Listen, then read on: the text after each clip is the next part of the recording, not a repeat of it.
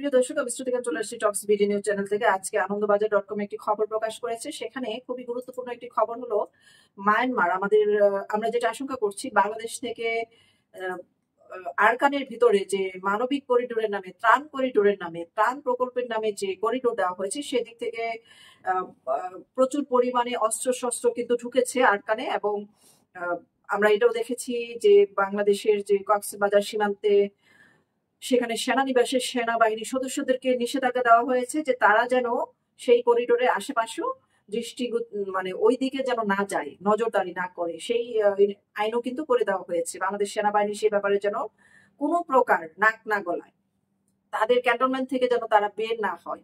এ ধরনের খবর আমরা দেখেছি। এবং পরবর্তী সময় আমরা এটাও দেখেছি যে আরাকান আর্মিরা বাংলাদেশের বান্দরবন এলাকায় ঢুকে বাঙালি যারা পাহাড়ি জনগোষ্ঠী আছে, উপজাতি, তাদেরকে কিন্তু অস্ত্র সহ দৌড়ানি দিয়েছে এবং তাদের সীমান্ত 270 কিলোমিটার বাংলাদেশের সীমান্ত দখল করেছে আরাকান আর্মি। সেই খবরও আমরা জানি। তার পরবর্তী সময় আমরা জেনেছি যে আরাকান আর্মির নামে, কুকি চীনের নাম দিয়ে আরাকান আর্মিদের জন্য লক্ষ লক্ষ আর যুদ্ধ পোশাক, মানে মিলিটারি আর্মিদের পোশাক বানানো হচ্ছে। এবং সেই পোশাক ধরা পড়েছে বাংলাদেশ চট্টগ্রাম খুলশীতে, এবং একটি কারখানাতে ধরা পড়েছে, যে কারখানা তাদের থেকে চুক্তিভিত্তিক পোশাক বানিয়ে দেওয়ার জন্য অগ্রিম অ্যাডভান্সও নিয়েছে। তারপরে সেখানে যে হিসেব মতো আরাকানদের মানে কুকি চীনের নামে যে পোশাক মানে পাওয়া গেছে, ধাপে ধাপে 2-3 বার পাওয়া গেছে, এত সংখ্যায় কুকি চীন, তাদের চেয়েও অধিক সংখ্যক, কয়েক গুণ বেশি পোশাক বানানো হয়েছে। তো সেই পোশাকগুলো স্বভাবতই বাংলাদেশের জনগণ ধরে নিয়েছে যে এগুলো আরাকানদের জন্য ব্যবহার করা হবে। এবং বাংলাদেশের যে করিডোর দেওয়া হয়েছে সেই করিডোর দিয়ে পাচার হবে, এবং তারা এগুলো পরে বাংলাদেশের করিডোর দিয়ে জাতিসংঘ যে অস্ত্র পাচার করবে এবং পাকিস্তান বা ডিপ স্টেট মিলে যে অস্ত্র পাঠাবে সেই অস্ত্র সেখানে ব্যবহার করা হবে।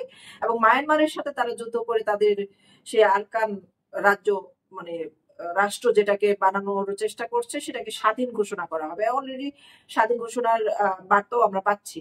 তো আমরা যেটা ধারণা করছি যে পরবর্তী সময় মায়ানমার বাংলাদেশের উপরে অনেক বড় ধরনের আঘাত নিয়ে আসতে পারে এবং বাংলাদেশের সাথে একটা যুদ্ধ হতে পারে। সেই ধারণা এখন সত্যি হতে চলেছে। দেখেন, আরাকান আর্মি এত সাহস কি করে হয়? চীনা শিল্প বিনিয়োগ কেন দখল করলো আরাকান আর্মি, এই খবরটি প্রকাশ হয়েছে। হামলা নিহত হয়েছে মায়ানমারের সেনা কর্মকর্তা। এখন মায়ানমার কি সবকিছু জানে না? মায়ানমার সবকিছু জানে। এবং বাংলাদেশের যে রাষ্ট্রদূত হাই কমিশন, সেখান থেকে কিন্তু বাংলাদেশের হাই কমিশনারকে ফেরত পাঠিয়ে দিয়েছে অলরেডি, মাস খানেক হলো।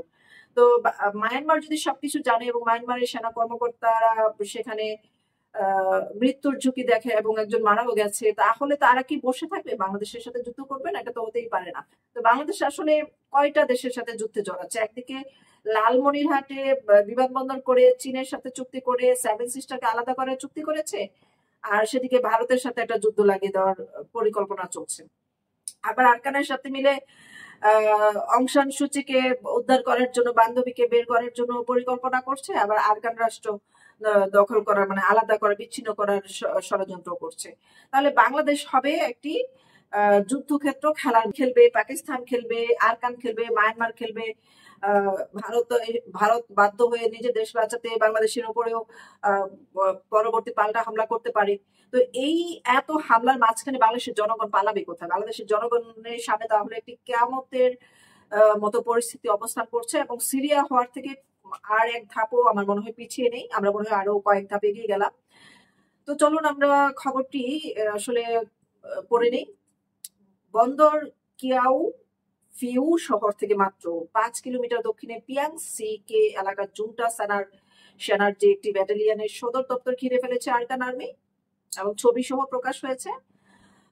বাংলাদেশ সীমান্ত দখলের পর এবার মায়ানমারের বিদ্রোহীদের নজর দেশের প্রশাসনিক ও বাণিজ্যিক কেন্দ্র। গত কয়েকদিন ধরে ধারাবাহিক হামলা চালিয়ে কারফিউ বন্দরের অদূরে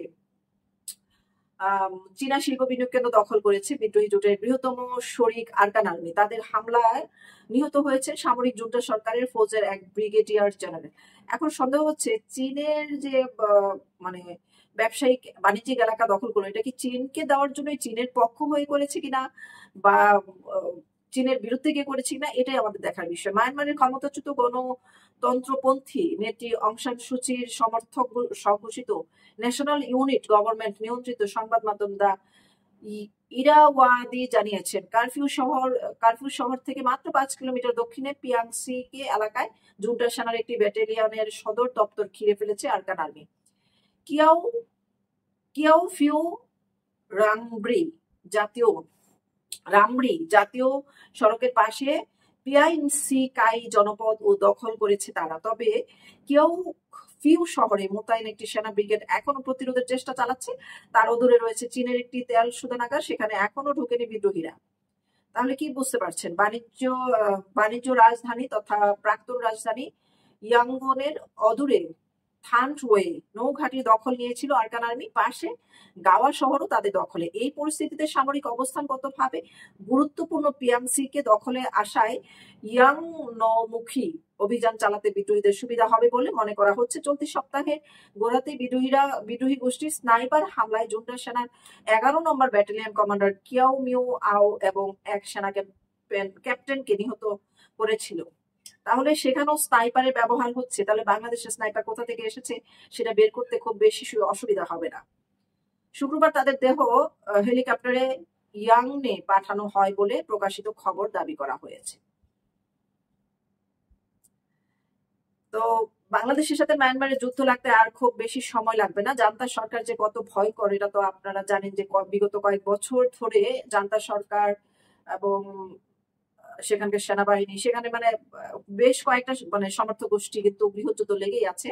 এই আরকান আর্মিরা কিন্তু তারা যারা রোহিঙ্গাদের উপরে গণহত্যা চালিয়েছিল, সেই রোহিঙ্গাদের প্রতি যে ভালোবাসা নাটক দেখিয়েছে ডক্টর ইউনূস এবং জাতিসংঘের মহাসচিব, সেটা কিন্তু সম্পূর্ণই নিছক একটা বানোয়াট পাগলামি ছাড়া কিছুই না। কারণ হচ্ছে এই জাতিসংঘ সবকিছু জানে এবং জানতো এই রোহিঙ্গাদেরকেই গণহত্যা করেছিল এই জাতিসংঘের পরিকল্পনায় এবং ডিপ স্টেটের পরিকল্পনায়। সেখানে ডক্টর ইউনূস একদম ওতপ্রোতভাবে জড়িত ছিল। সেই রোহিঙ্গা গোষ্ঠী যদি একবার বুঝতে পারে যে এটি ডক্টর ইউনূসেরই পরিকল্পনা এবং তিনি আরকান আর্মিদেরকে যে এখন সমর্থন করছে, এটা যদি বুঝতে পারে, রোহিঙ্গাদের ভিতরে একটা বিদ্রোহ সৃষ্টি হতে পারে যে এই ইউনূসকে আমরা মানে মনের ভিতরে একটা বিক্ষোভ সৃষ্টি হতেই পারে। তো এই রোহিঙ্গারা আসলে কি ডক্টর ইউনূসকে সহজে মেনে নেবে বাংলাদেশের, বা মেনে নিতে পারবে কিনা, এটা একটা প্রশ্ন থেকেই যায়। তার মানে বাংলাদেশের যে মানবিক করিডোর দিয়ে আরকানদের জন্য যে যা যা করার পরিকল্পনা ছিল সেটা যে তারা সফলভাবে করে ফেলেছে, এটাই কিন্তু সবচেয়ে বড় প্রমাণ করে এবং দাবি রাখে। এবং তারা এত শক্তিশালী হয়েছে অস্ত্রে, পোশাকে, এবং তাদেরকে যুদ্ধের সমস্ত রসদ দিয়ে করে মানবিক করিডোর নামে। তো সবকিছু দিবে, দেওয়ার পরে তারা আস্তে আস্তে পুরো মায়ানমার দখল করার পরিকল্পনা করতে পারে। তো মায়ানমার আবার বাংলাদেশের সাথে যখন যুদ্ধ লাগবে, বাংলাদেশও মায়ানমারের আওতায় নিয়ে যেতে পারে। বাংলাদেশ একটি খ্রিস্ট রাষ্ট্র গঠন করতে চেয়েছে, এটা কি আসলে একটা ছুতা ছিল নাকি শেখ হাসিনাকে সরানোর জন্য, তার মনোভাব জানার জন্যই আসলে এই ধরনের একটি সিদ্ধান্ত নিতে চেয়েছিল। তো এখন তো দেখছি যে আসলে কি হচ্ছে, সবকিছু যেন ব্লান্ডার হয়ে যাচ্ছে। আমরা কোনো কিছু মানে শেষ পরিণতি কি হবে সেটাই যেন চোখের সামনে, গাজার ছাই, বোমার বারুদের গন্ধ আর সিরিয়ার পুরা বাড়ির গন্ধগুলো যেন, দুর্গন্ধগুলো, লাশের দুর্গন্ধ আমাদের যেন নাকের ডগায় এসে পৌঁছে গেছে। আমাদের মনে হয় এই যুদ্ধক্ষেত্র যে পরিবেশ তৈরি হচ্ছে, এটা থেকে বাঁচার উপায় নেই। যদি আল্লাহ মাফ করে বা আল্লাহর প্রদত্ত প্রাকৃতিক ভাবে কোনো কিছু ঘুরে যায় চাবি, তাহলে যদি রক্ষা হয়। এছাড়া আমার মনে হয় আল্লাহ ছাড়া আর